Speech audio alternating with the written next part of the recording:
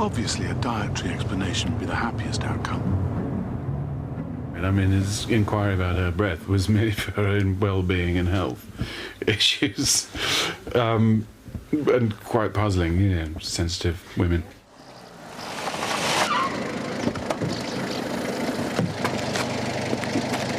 Louisa? I think it's been quite a difficult thing for Louisa to actually cope with this information that he's given her about the breath problem. I still think it's been quite... all night, by the way. Made her a bit paranoid. Yes. Drinking. The new series begins with a shock for the viewers. It seems that the Doc's been on the love potion. Of course, this can't be for real. And then an earthquake starts to rumble, and she looks to him as Lois Lane might look to Superman for help, which he heroically gives. She comes crashing back to reality and finds that Martin is behaving exactly as he always has done, hopelessly, grumpily. It was all a dream, and as we discovered on set, there are more stormy fronts than bright intervals on the horizon. During a rain break, Martin and Caroline give us their analysis of Portwen's answer to Rhett Butler and Scarlett O'Hara.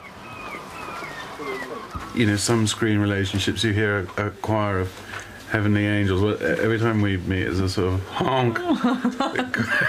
No, they never quite meet at the same point. Quite, no, they're good fun scenes to play, aren't they? How are you? Okay, thank you. Perfect. Take the gate, please. It's never like, I love you too. It's always tortured and awkward, and we misunderstand each other at the drop of a hat. Well, I'm vile for a start, that's... Yes, that's absolutely true. That's absolutely true. Hideous man. And she's a lovely lady. Lovely. I'm nice, he's hideous. Well, maybe it's you who should have the doubts, and maybe then you'd be more approachable and people would want to listen to your advice. And apart from it helping with your job... Oh, well, if you know my job so well, then you'll know exactly what to say to your alcoholic friend Caroline when you're having a drink with her. But I think Louise perhaps thinks she's a little better at handling people than she actually is. Kind of puts her foot in it as well by just not kind of winding him up a bit. I don't know. She's not able to waffle. I'm waffling, but she can't finish a sentence, and she likes to waffle. But the pair are on a collision course. Sorry. No. And there's a major obstacle in the Doc's way. Expensive wine. Yes, I fancied it. I mean, I fancied an old friend. I mean, I'm having an old friend over for dinner tonight, so, you know. We brought in a new love interest rival for the Doc, so to try and shake him up a bit. Oh, well, yes, of course, there's Danny. With him, Louisa has a history. They used to go out. So that infuriates me. Louisa. Come on, you. Stop. Danny. I could eat a horse, come on. Okay. Right, night. Night then. And one of the things about Danny is he's a lovely guy and he's attractive and he's interesting. And also, you know, he's the kind of person that can talk about his feelings and, you know, is a bit more upfront than Martin and shows Martin up in some ways for being somebody who can't do that. I think there's a scene we're going to be coming to do soon at the end of this week, which there's a whole confusion that then sort of spills the beans a bit here and there. Danny's actually sort of discovered that there has been something between her and Martin, so you know there's all that to explore now, which should be fun. And action. All of a sudden there's a possibility of somebody who really seems to be quite interested in her, and what's the point in pursuing someone that perhaps thinks that her breath smells? Thank you. Check the gate, please. While Danny has close links with Portwen, actor Tristan Sturrock has a strong connection with Port Isaac. Tristram is an old friend of ours, and he lives locally. He was in Saving Grace. We knew we had to get him in somehow, but he wasn't well last year. He broke his back in 3 places, but he had a miraculous recovery, and we found this part to get him in. Please trust me when I tell you you've made a mistake here. He plays a local boy who's gone away from London, gone to London for a few years, and he used to be an old flame of Louisa's. And he's also a born-again Christian, which really, really annoys the Doctor. Praise the Lord. We find him coming back down to sort his mother out, who's he feels is he's worried about her because she's dementing, and so he's arranged to have her accommodated in a home. Care homes exist for cases of individual need, and not for the convenience of offspring who've chosen to live 300 miles away from their parents. Convenience, Doctor, with respect, she's dementing. He's then since found out that the local doctor has scuppered the whole deal for him. And so he's very, very sort of annoyed by this, so he's had to come all the way down from London to try and set it all back up again. And that's where they first clashed. It would seem that he's got a point, especially when we find his mother wading out to sea to buy a battery. Hold her, she's very weak. Joan is fighting her corner and saying, I go in and see her every day, she's perfect, all right. I mean, she's absolutely compos mentis. Beautifully played by Maggie Tyzack, I have to say. Well, I'm not going to tell you what happens eventually, because, of course, I wouldn't spoil the episode.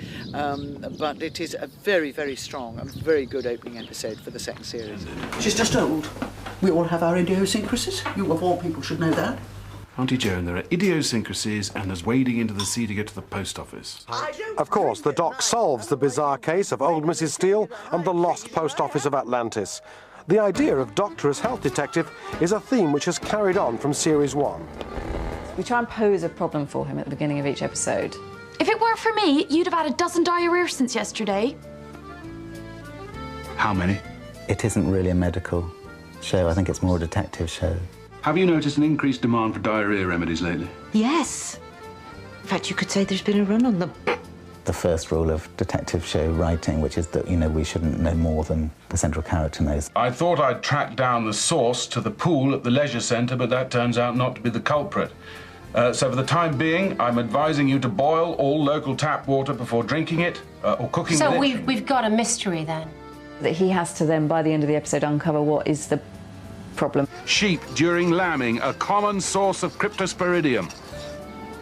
So I've given everyone the runs. Quick as a flash. The research for medical cases needs to be thorough because, as Martin Clunes points out... I'm not actually a doctor, no. Curiously enough, there is a real Doc Martin. You know, we have a medical advisor whose name is Martin, actually, a Dr. Martin. I'm lucky I live in a street that's absolutely teeming with GPs, and we've got Martin Sker on the end of the phone, who's a, you know, a mine of great stories. He was marvellous because he managed to very quickly elaborate ideas that I'd had, which were all real experiences, and turn them into something amusing to be portrayed in that first series. Yeah. You think like the man who thought he lived with a giant squirrel? Figment of... Anthony! Oh, hey! Hey! Hey, we've been worried about you, haven't we? So virtually all of the things in the first series were things that really had happened here in this practice or happened to me over the years, or indeed happened to colleagues. And we were just looking for amusing events. Ant's a bit upset. He says you haven't spoken a word to him. I don't speak squirrel. It's very funny.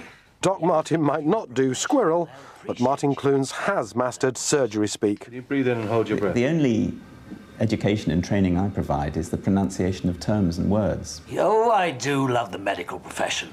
A grabber all its own. And he's a dab hand with the instruments. In the first series, he has to examine the throat of a retired school teacher.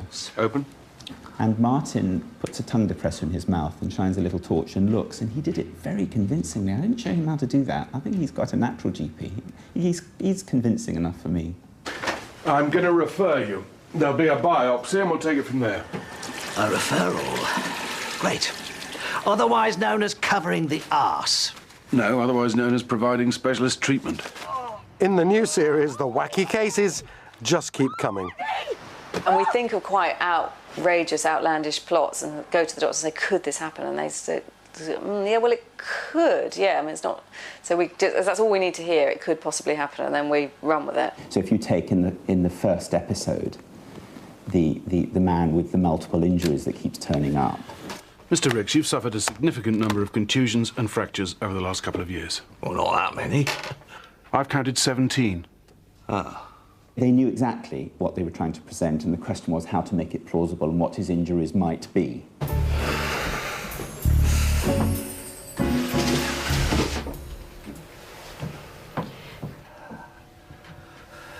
Is this consenting?